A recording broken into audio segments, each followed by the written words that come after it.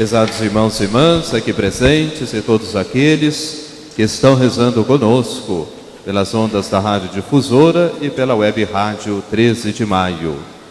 Nós estamos no meio da nossa trezena em louvor a Nossa Senhora de Fátima. E ao longo da trezena nós fizemos a opção de refletir sobre a exortação apostólica, primeira exortação apostólica do Papa Francisco, Evangelii Gaudium. É uma exortação que nós podemos dizer que é o programa do pontificado do Papa Francisco.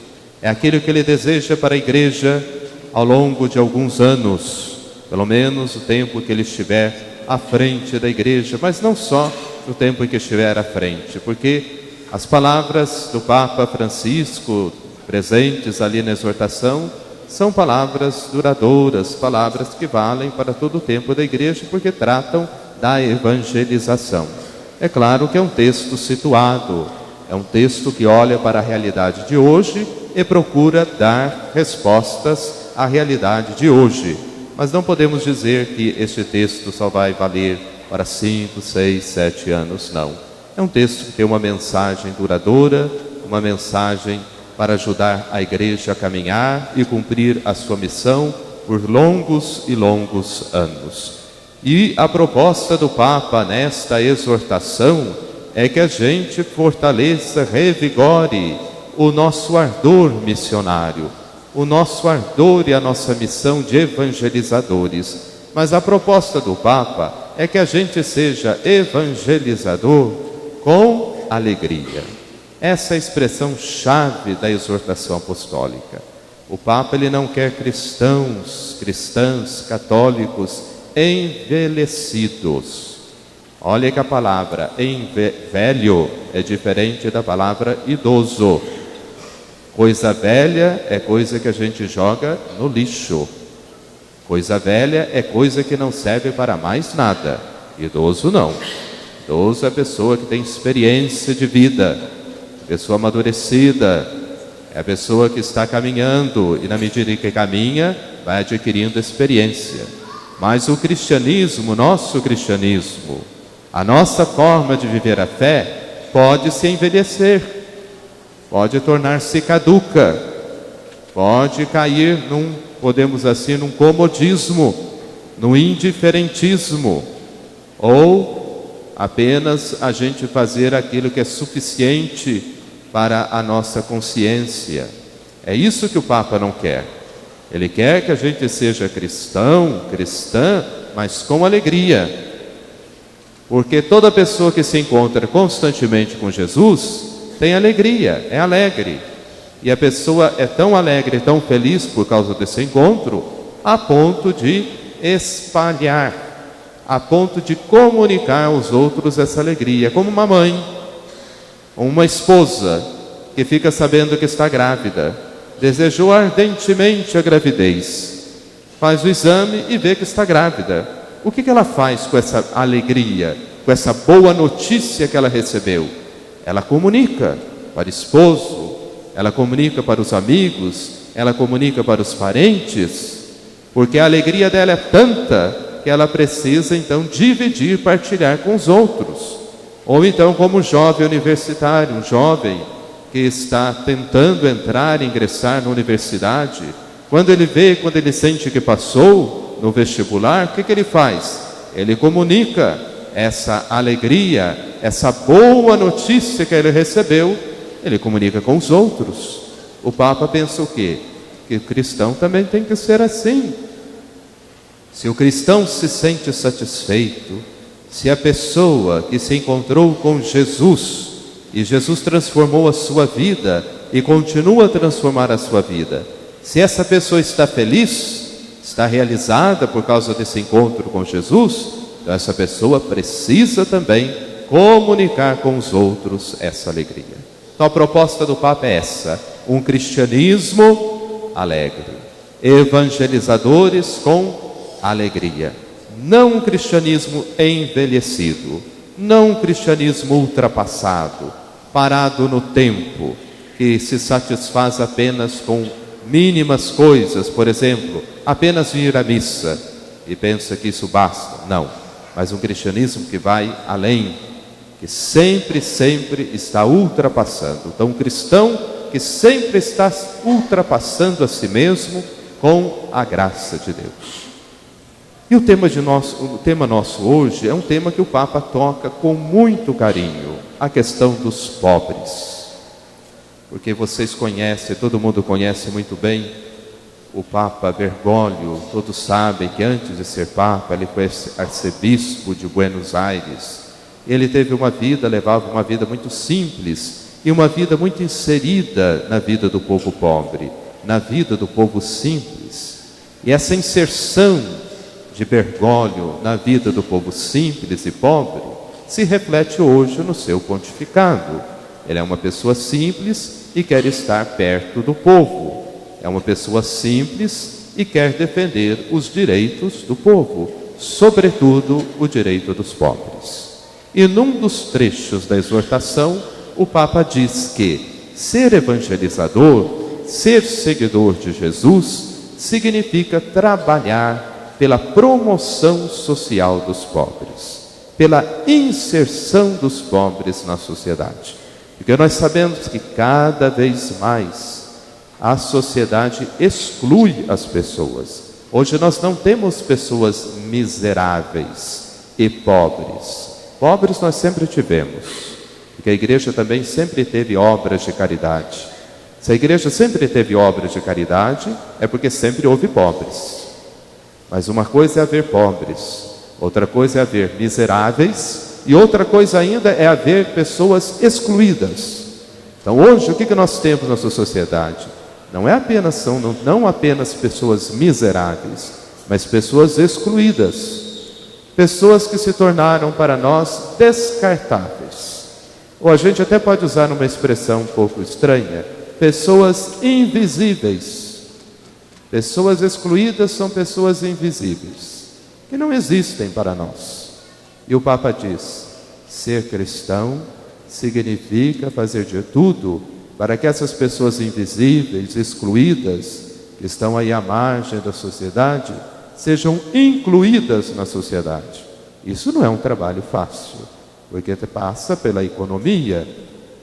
Só que o Papa diz que hoje a economia, o que rege a economia hoje?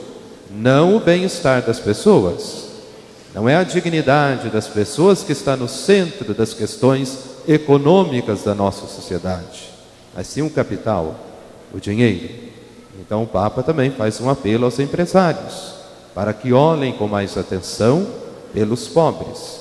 Eu já dei um exemplo aqui na missa, sábado passado, de uma palavra forte do Papa Francisco. Ele diz, hoje chama mais atenção quando a bolsa de valores cai do que quando um pobre morre, de que quando uma pessoa miserável, excluída, morre de fome ou morre de frio. Isso não chama tanta atenção quanto a bolsa de valores. Então isso o Papa está dizendo para mostrar o quê? Que aquilo que rege a economia, aquilo que guia na economia, não é o bem-estar das pessoas, mas é o lucro, é o ganhar sempre mais, é o ter sempre mais. Agora, qual o caminho? Qual o caminho para nós ajudarmos a haver essa inserção dos pobres na sociedade? O Papa fala que é o caminho da solidariedade. Mas nós também podemos dizer, o Papa também diz que é o caminho da caridade. Isso o Papa Bento XVI já falou na sua encíclica Deus Caritas Est. Ele diz que a missão do cristão é a caridade. Não tanto a justiça também, mas a caridade. Porque nós podemos viver numa sociedade justa, isso é o Papa Bento que diz. Podemos viver numa sociedade justa, sim, mas uma sociedade justa não tem necessidade da caridade? Tem. Suponhamos que vivamos num país pequeno e rico. Não temos tanto necessidade de promover a justiça, mas não temos necessidade de promover a caridade cristã? Sim. Porque a caridade cristã nos move a quê? Nos move a olhar pelo outro. Pode ser que o país seja rico, mas haja pessoas doentes, haja pessoas enfermas. E pessoas enfermas necessitam do quê? De cuidado. Pessoas enfermas necessitam de visitas, nossas visitas. precisam de atenção, aí entra a caridade. A sociedade é justa, mas a sociedade justa não significa que a caridade não seja necessária. Então o Papa Bento diz: mesmo que a gente viva numa sociedade justa, em que não haja tanta pobreza, a caridade continua a reger a nossa vida. A caridade é necessária, porque a caridade vai além da justiça social. Mas o Papa Francisco, ele diz: no nosso mundo marcado por pobreza, nós devemos exercitar a solidariedade. A palavra solidariedade vem do latim solidare. Solidare significa uma coisa sólida. Quando nós dizemos eu sou solidário, significa eu procuro estabelecer relações sólidas com o outro. Quando eu digo eu pratico a solidariedade, eu estou dizendo eu procuro desenvolver práticas sociais que sejam sólidas a ponto de ajudar o outro a viver bem, a ponto de ajudar o outro a viver com dignidade. Na verdade, a palavra solidariedade é uma palavra secular para aquilo que nós chamamos de caridade cristã. Só que há uma diferença entre caridade e solidariedade. Porque uma pessoa que não crê em Deus, uma pessoa que não segue Jesus Cristo, pode ser solidária e deve ser solidária. Mas para uma pessoa que crê em Jesus, que segue Jesus, aquilo que move a sua ação em favor do outro não é a ação em si mesma, mas é o próprio Deus, é o próprio Jesus Cristo. Por quê? Todas as vezes que a gente faz o bem para o pobre, todas as vezes que a gente faz o bem para o outro, é para o próprio Cristo que nós fazemos o bem. Perceba a diferença? A motivação é diferente. Solidária toda a sociedade tem que ser, mas a caridade cristã é a nossa marca, porque esse ato solidário meu em favor do outro, eu faço movido pela minha fé. Eu faço porque eu sei que eu não posso amar a Deus sem amar o próximo. Eu não posso seguir Jesus se eu não imito Jesus, como diz Paulo na segunda leitura de hoje. Então, solidário devemos ser, justos devemos ser, mas não podemos esquecer que a caridade é a base da relação nossa com o outro. E a caridade jamais passará.